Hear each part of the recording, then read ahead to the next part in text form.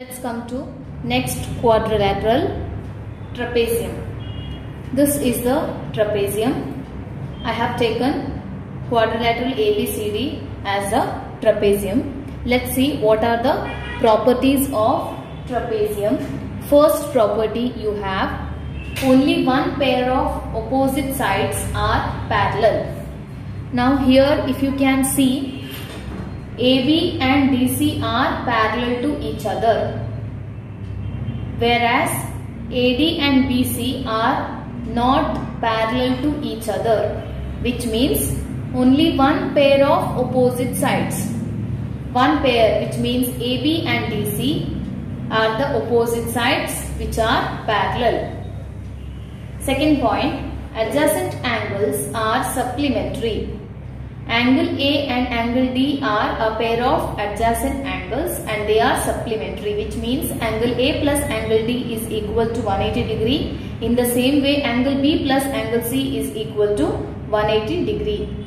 Third point, if non-parallel sides are congruent, then the figure is called isosceles trapezium. Now, in the figure, AD and BC are the two sides which are non-parallel, which means they are not parallel to each other.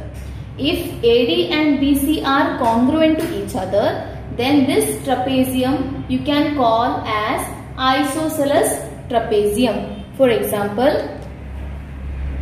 AD and BC.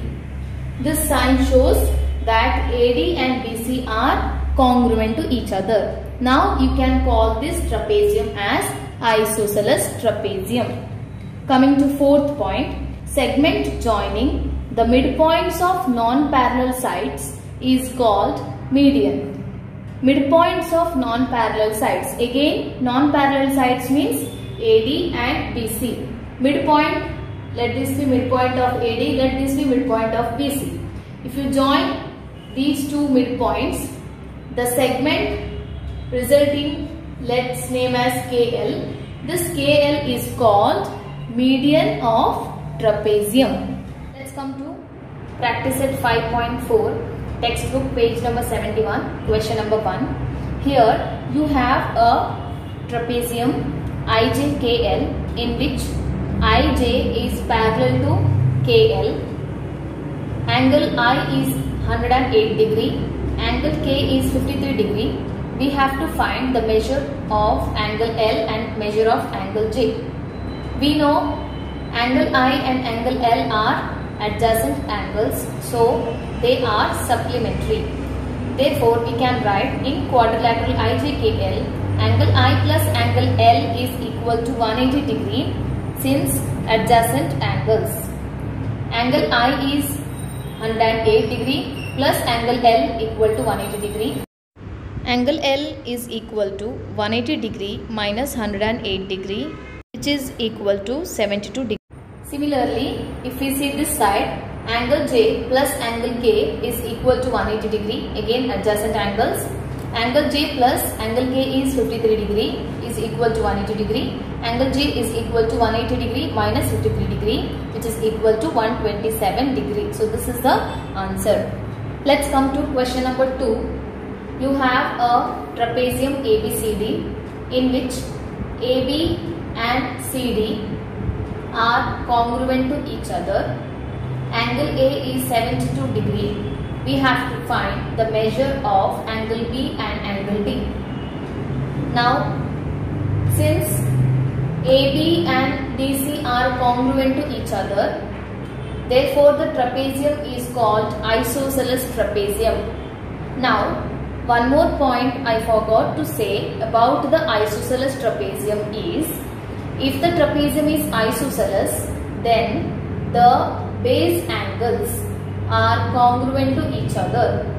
Here, base angles in the sense angle A and angle D, which are at the base of this trapezium. Therefore, angle A and angle D should be congruent because the trapezium is isosceles. Therefore, angle A is congruent to angle D, reason base angles. If angle A is 72 degree, therefore angle D also should be equal to 72 degree. Now coming to measure of angle B. Angle A plus angle B is equal to 180 degree because adjacent angles. Angle A is 72 degree plus angle B is equal to 180 degree. Angle B equal to 180 minus 72, which is equal to 108 degree. Let's come to question number 3. In quadrilateral ABCD, side BC is smaller than side AD, which means this side is smaller than AD. Side BC is parallel to AD. BC parallel to AD. If side BA is congruent to side CD, then prove that angle ABC is congruent to angle DCB. We have to prove angle ABC, this angle, is congruent to angle DCB, this angle.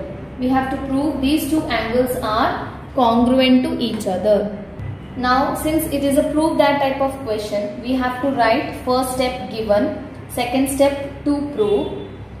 I am repeating this again and again in every question. So, in this question, you write by yourself. You can just copy from the question, given part and to prove part. Coming to third part, this is your proof. Third part.